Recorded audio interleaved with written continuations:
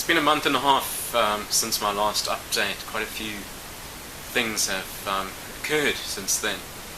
I've just received word this morning that Bauman and Gilfillan have declined assistance after an application to their pro bono department. A woman by the name of Fatima Leah sent an email today. No reason supplied by the company. But good news is yesterday I did receive correspondence from the Centre for Litigation up in Johannesburg. Email correspondence asking me a few questions, wanting to read the papers in the matter, asking me whether or not I can attend a meeting. Nothing firm, but a bit more positive than the correspondence from Bauman.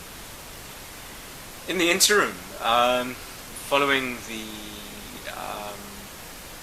irregular step in which Mr. Ashraf Mohammed, the man appointed by NASP as their representative at the Equality Court,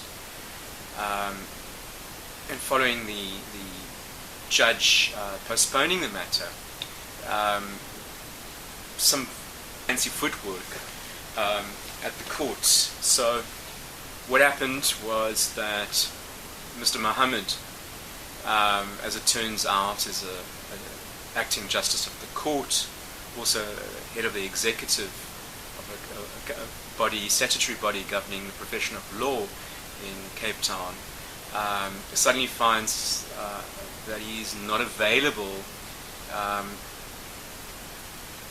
For some reason, he seems to have been appointed as acting justice after having been acting justice.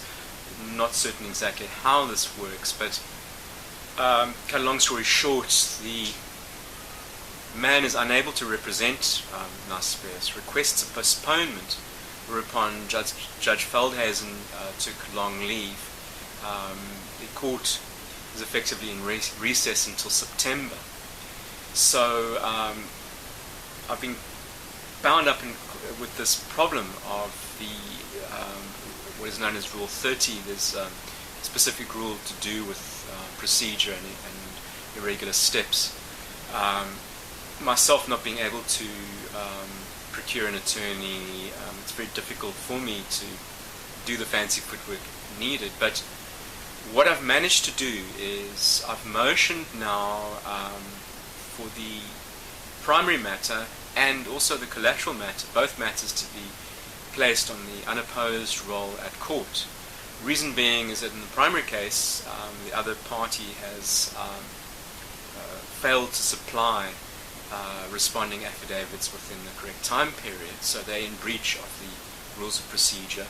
And now there's this irregular step in which their own representative is attempted to postpone matters because he's caught up with duties to do with his being an acting justice of the court. So the problem of the legal loophole which allows attorneys to become acting justices of the court, where they themselves are not part of the judiciary, where there seems to be a separate set of rules. The judiciary not allowed to have shares in companies as such. They're restricted from doing certain things. They're supposed to be above business affairs, above the parties adjudicating matters. And now this is precisely the charges that have been levelled at NASPERS, where the representative turned out to be an acting justice of the court in a separate civil matter, and there was a whole procedural issue and issues to do with my filing of a corruption complaint, and also a complaint to do with the forging of my signature and perjury of documents. So that's what's transpired at the Equality Courts, where I've now filed for motion to place both issues on the unopposed